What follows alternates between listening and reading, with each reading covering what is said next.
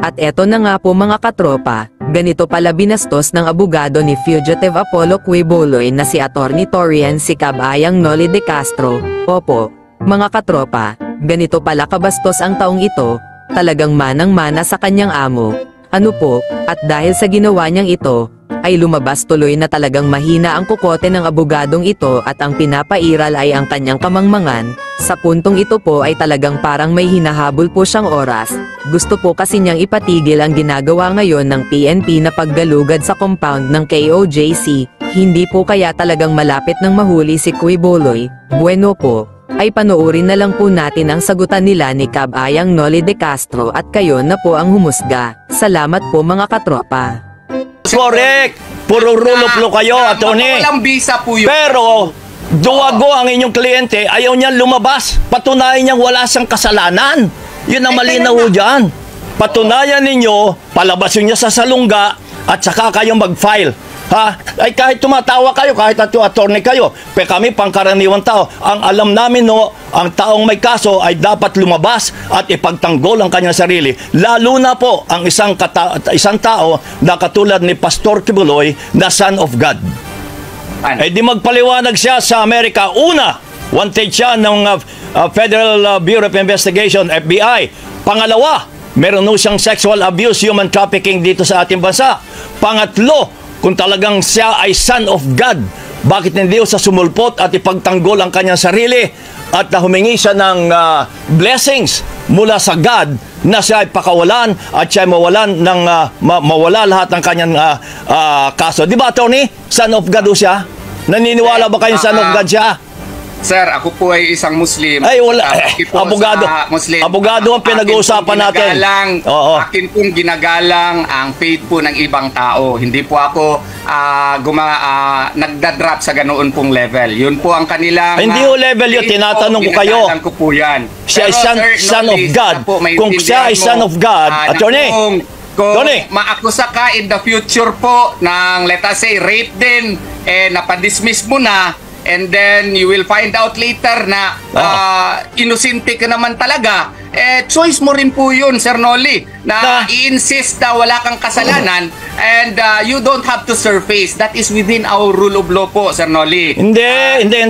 Kung talagang siya po, marami siyang mga taga-subayba, marami siyang tumutulong sa kanya. So, patunayan niyang wala siyang kasalanan, sumulpot siya. At yung sinasabing bunker na pinagtataguan niya, lumabas na siya doon, parang daga siyang lalabas, at siya naman ay may pagkakataon para ipagtanggol ang sarili niya, at marami siyang abogado, kasama na ho kayo kahit kayo ay isang Muslim.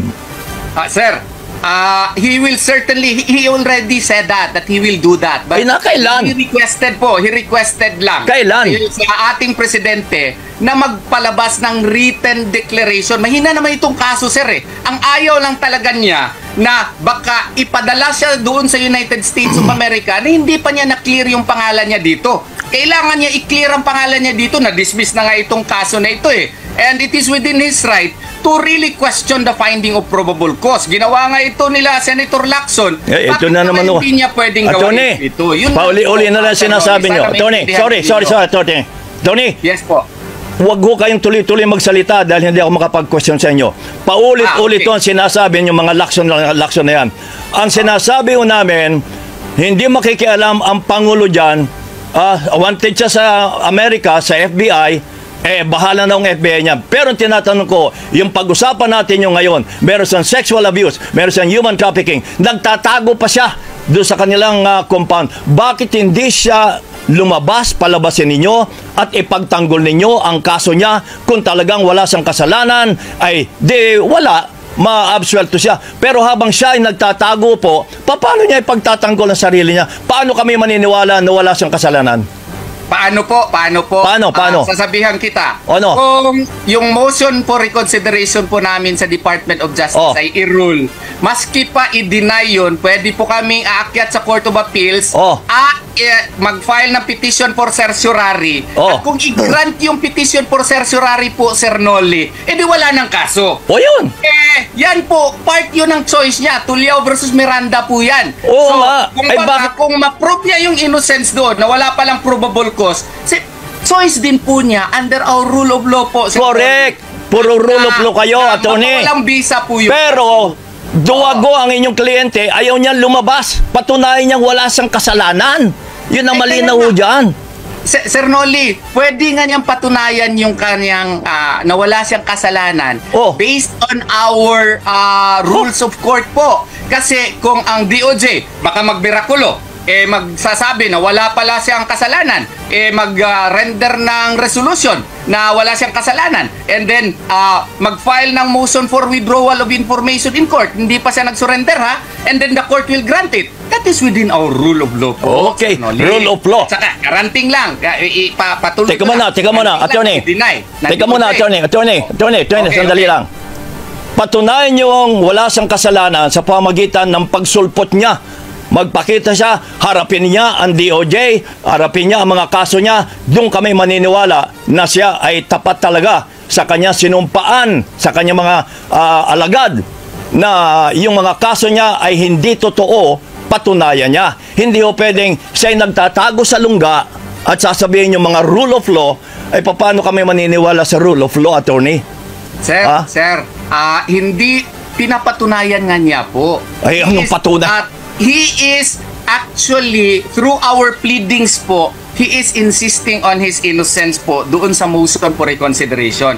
Ang problema lang kasi natin, Sir Noli, is yung ating mindset po, kailangan talaga nandun siya physically present. The accused Yes, also yes. has the right, the option po, to insist on his innocence. Choice po niya yun without surrendering. That is within our rule of law po, Sir Noli. Siguro hindi maintindihan masyado sa mga non-lawyers, pero it is within our rule of law po na option niya yon, questionin niya yung information, invalid yun, yung warrant of arrest, questionin. At kung ma-deny, pwede kami aakyat sa Court of Appeals. At kung mag-grant po ng Court of Appeals na invalid pala yung information at saka warrant of arrest, wala nang kaso. So, choice din wala yan nang kaso. ng akusado. Patunayan ninyo, palabasin niya sa salungga at saka kayong mag-file.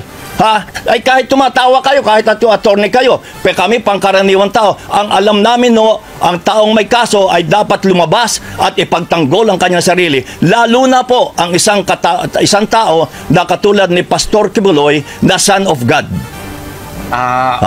Yan po ang view po ninyo, sir. Opo, yan ang view ko. Pero mali po yan na Hindi ako mali. Hindi ako mali.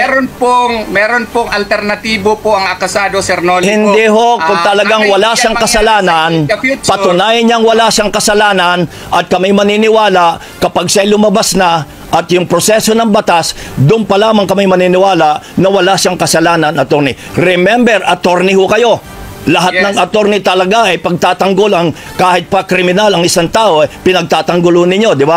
I'm not talking of Kibuloy, pero kayo mga attorney, ganyan ang asal ninyo. Pinagtatanggol nyo kahit kriminal. Hindi pa po kriminal si Pastor. Hindi ko sinasabing si Pastor nga. Makinig ho kayo. Hindi ko sinasabing si Pastor. Sabi ko, may mga abogado na kahit kriminal, pinagtatanggol nila. I'm not talking of Kibuloy. Malinaw yun eh. Sumasabat ho kayo kasi kayo pa hindi nyo marinig. Okay, attorney, hindi tayo matatapos dahil pinipilit nyo yung gusto nyo, pinipilit ko rin ang gusto ko. Pero abangan natin kung ano magiging resulta. Ganito na lang, Sir Noli. Ganito na lang po. We have agreed to disagree. Pero, okay. We have agreed to disagree. Part po sa ating saligang batas, part po sa ating mga batas po, na may choice talaga yung akusado. May choice din. Na i-insist niya yung kanyang innocence na hindi kailangan maging physically present before the jurisdiction of the court. Especially in this case na may banta po sa kanyang buhay.